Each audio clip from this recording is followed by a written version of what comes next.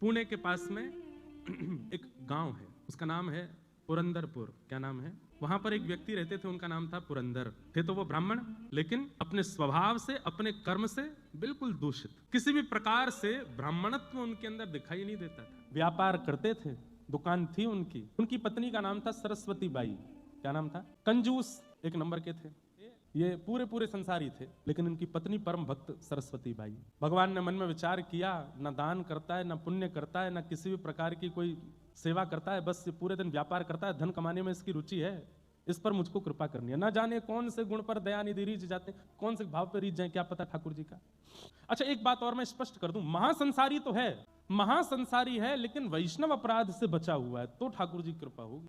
लेकिन महासंसारी है और वैष्णव अपराध भी करता है, तो ठाकुर जी कृपा नहीं हो। ठीक है, संसार के विषय, भोग विलास आदि सब में संलिप्त है, लेकिन अभी तक वैष्णव अपराध नहीं बना है उससे, तो हो सकता है कि ठाकुर जी की उस पर कृपा हो जाए। बंधुओं, भक्तों को किसी से नहीं डरना चाहिए सिवाय एक के, वैष्णव अपराध। कभी किसी भक्त का अपराध ना हो जाए, किसी वैष्णव का अपराध ना हो जाए, किसी भगवत स्वरूप वाले का आपसे अपराध ना बन जाए, बस इससे डरिएगा और कुछ नहीं।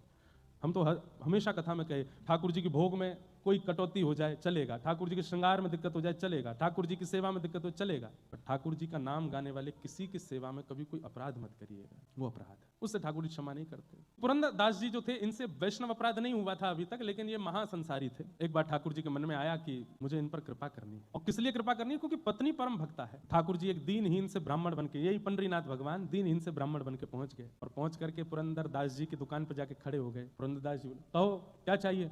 सेठ जी, कुछ नहीं चाहिए, मैं तो एक गरीब ब्राह्मण हूं, मेरी बेटी विवाह के योग्य हो गई है, उसका विवाह करना है, पर जो वर पक्ष के लोग हैं उन्होंने कुछ मांगे रखी हैं, वैसा विवाह नहीं होगा तो विवाह टूट जाएगा, आप कृपा करके मेरी थोड़ी सहायता कर दो, मैं धीरे धीरे आपका कर्जा चुका दूंगा। पुरंदर दास जी बोले, तुमको पूरी नगरी में मैं ही मिलाऊं मांगने के लिए? कहीं और चले जाओ, किसी और से मांग लो। नहीं नहीं नहीं, आपके रूप से ऐसा लगता है आप बड़े दयावान हो, आप जल्दी कृपा कर दोगे, आप ही दे दो, कुछ दे दो मुझे।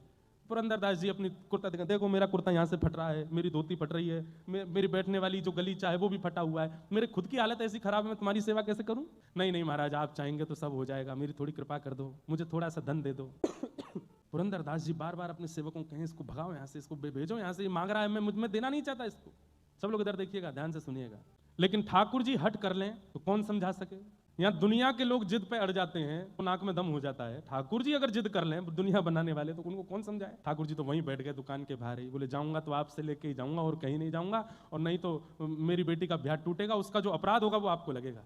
पुरंदर बोले, ये कोई बात है? जान ना पहचान, एक तो मुझसे पैसा मांग रहे हो, ऊपर से मेरे को दोष भी दे रहे हो, दे दीजिए ना, आप सब कर सकते हैं। तो पुरंदर दास जी बोले, चलो एक काम करते हैं। बोले क्या? तुम मुझे